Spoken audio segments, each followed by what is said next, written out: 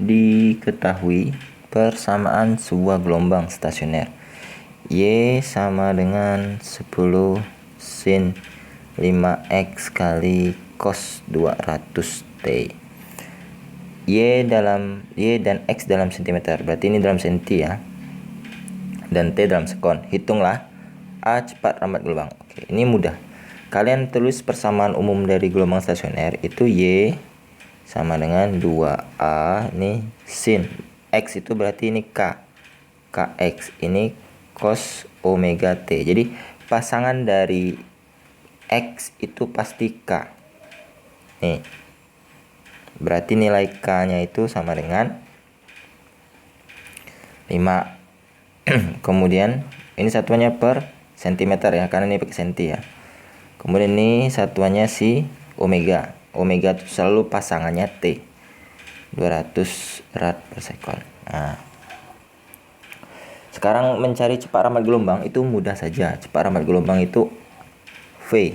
V itu sama dengan omega bagi K. Ini rumusnya. Tinggal kalian bagikan saja nih angkanya. Omeganya sudah ada kan. Nilainya 200.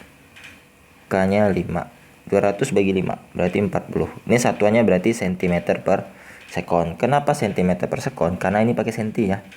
Kalau dia pakai meter, maka satuannya meter per sekon. Ini kalau mau diubah ke meter per sekon, tinggal dibagi 100.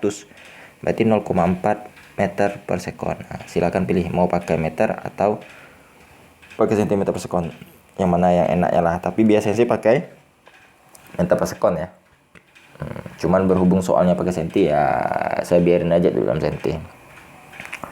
Kemudian yang kedua, yang B. Yang B itu menanyakan jarak simpul ke satu dan kedua dari titik asal getar. Oke. Ini sih sebenarnya soalnya ini sudah enak. Enak dalam arti kita sudah dikasih tahu jenis ujungnya, ujung terikat atau ujung bebas. Di sini sudah dikasih tahu ujung terikat. Nah, bagaimana kalau tidak dikasih tahu? Dikasih tahu, lihat posisi X. Jika X di sin, X itu di sin, di sudut sinnya ini sin, sin, maka ujung terikat, maka maja pula, maka ujung terikat.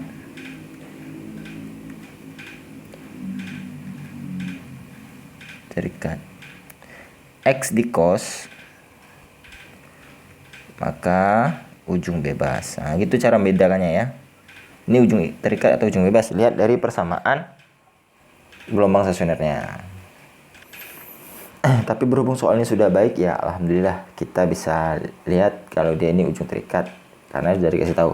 Cuman soalnya ini kurang lengkap. Kenapa?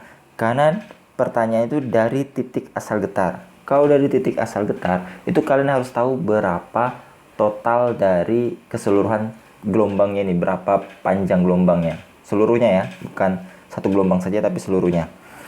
Nah, ini tidak ada, itu namanya L. L-nya itu tidak ada. Nah, nanti saya jelaskan. Untuk menjawab soalnya kita gambarkan, ilustrasikan dulu bentuk gelombang ujung terikat. Gelombang ujung terikat itu kalau diilustrasikan seperti ini. Set. Di sini dia mulainya itu dari 0. Ini namanya ujung terikat nih. Inilah yang disebut dengan ujung terikat. Dia mulainya di 0. Ujung terikat. Dan ini namanya asal getaran. Dari ke sini sampai ke ujung terikatnya itu adalah L-nya.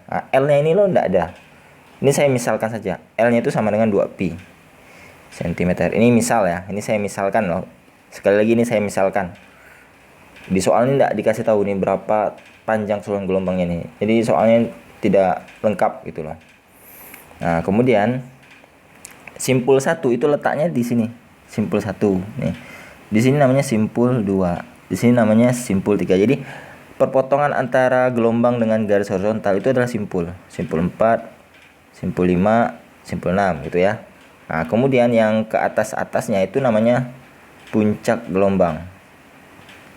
Nah, ini namanya puncak atau perut ya. Perut 1, perut 2, perut 3, perut 4, perut 5. Nah, untuk menentukan simpul dan perut, kalian harus tahu berapa lambdanya.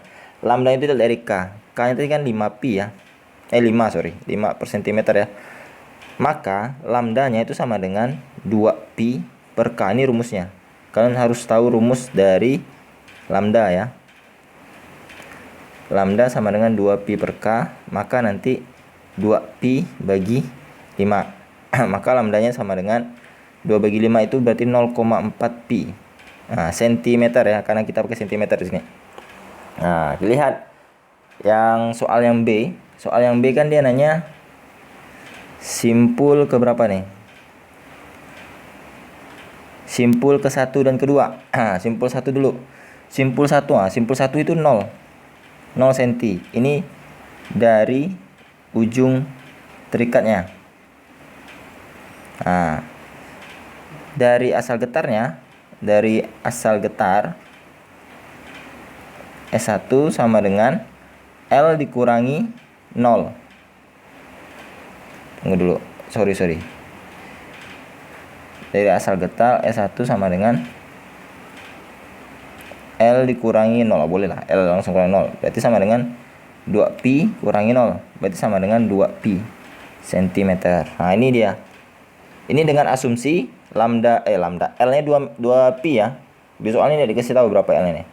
Kemudian yang kedua, dia nanya simpul kedua. Oke, simpul kedua. Simpul kedua itu yang mana yang ini?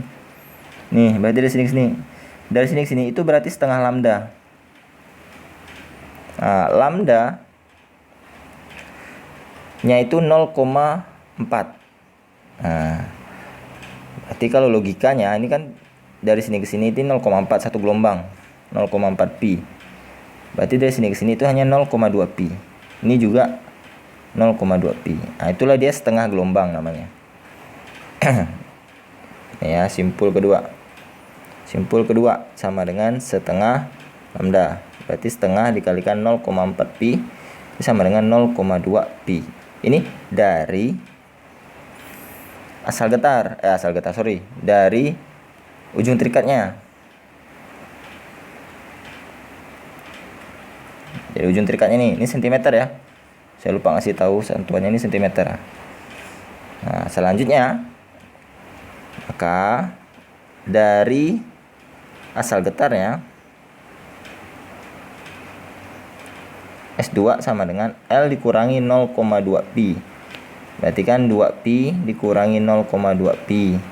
Berarti sama dengan 1,8 pi cm. Nah, ini dia. Oke, selanjutnya yang C. Yang C dia nanya perut ke berapa nih? Perut ke 1 dan kedua ya. Oke, dari ujung terikat. Nah, ini mudah. Perut ke 1 berarti kan yang ini. Ini perut 1 nih. Saya ganti warna apa ya? Warna ungu, warna hijau aja deh. Ini hijau agak gelap ya. Nih, sini ke sini berarti nih. Sini ke sini berarti ini hanya 1/4 lambda, ya kan? Berarti setengah dari 0,2 berarti 0,1. Berarti perut ke satunya sama dengan 1/4 lambda. Berarti 1/4 dikalikan 0,4 pi. Berarti sama dengan 0,1 pi cm. Nah, ini tidak perlu dikurangi dengan L karena dia langsung. Ini dari ujung dari ujung terikatnya. Nah, jadi ini dia jawabannya. Nah, tidak usah dicari lagi dari LLL, ngapain gitu kan.